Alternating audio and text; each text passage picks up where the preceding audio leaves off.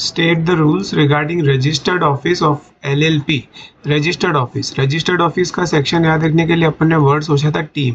Story ये बनाई थी कि अगर आपकी एक कंपनी है तो आपकी एक टीम भी होगी और वो टीम आपके ऑफिस पे बैठेगी। तो लिमिटेड लायबिलिटी पार्टनरशिप के अंदर अपन ने सेक्शन नंबर याद रखने के लिए टीम सोचा था और उसके हिसाब से सेक्शन नंबर बन जाएगा 13। ठीक है, तो यहाँ पे सेक्शन 13 ऑफ LLP एक्ट बताएंगे and change there in as per the provisions of limited liability partnership act 2008। मतलब कि अपन को रजिस्टर्ड ऑफिस के रिगार्डिंग रूल्स बताने हैं। तो सबसे पहले हम सेक्शन 13 कोड कर देंगे और इसमें मेन पॉइंट्स क्या है। रजिस्टर्ड ऑफिस एक ऐसी ऑफिस होती है जहाँ पर जितने भी कम्युनिकेशन है वो सब एड्रेस करें। मतलब कि अगर आपको LLP को कोई बात बतानी है, अगर आपको LLP को कोई नोटिस देनी है तो कहाँ दोगे? उसके हर एक पार्टनर को जाके दोगे? नहीं, आप रजिस्टर्ड ऑफिस के वहाँ पे चिट्ठी भेज दो, ऐसा माना जाएगा कि आपने कम्युनिकेशन कर दी।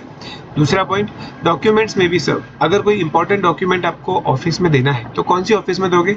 रजिस्टर्ड ऑफिस में दोगे। अच्छा, आपको अगर रजिस्टर्ड ऑफिस सपोज करो मुंबई से चेंज करके दिल्ली कर देनी है, मतलब मुंबई से दिल्ली अगर आपको चेंज करना है तो आप चेंज कर सकते हो, पर आपको नोटिस देना पड़ेगा किसको?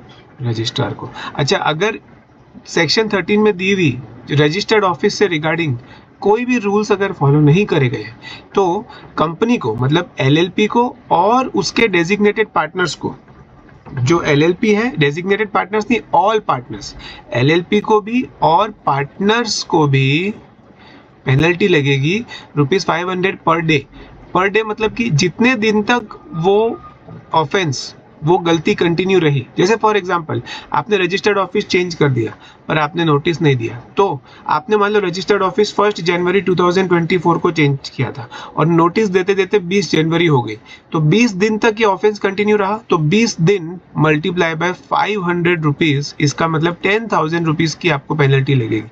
अच्छा, ये पेनल्टी कंपनी को भी भरनी पड़ेगी और हर पार्टनर को भी भरनी पड़ेगी। ठीक है, एक तो ये बात हो गई, पर ये पेनल्टी का जो अमाउंट है ना वो मैक्सिमम 50,000 तक जा सकता है। मतलब कि 50,000 से ऊपर की पेनल्टी नहीं जाएगी।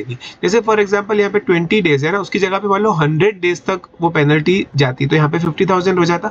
अब इसके ऊपर पेनल्टी नहीं जाएगी, मतलब अगर 101 डेज भी हो जाएगा ना तो भी मैक्सिमम पेनल्टी 50,000 ही रहेगी। तो आपको तो इतना डिटेल में ये कैलकुलेशन वाला पार्ट नहीं समझाना, ये तो बस मेरे को आपको एक प्रैक्टिकली कैसे ये सारी चीजें होती है वो समझाने के लिए मैंने बता दिया।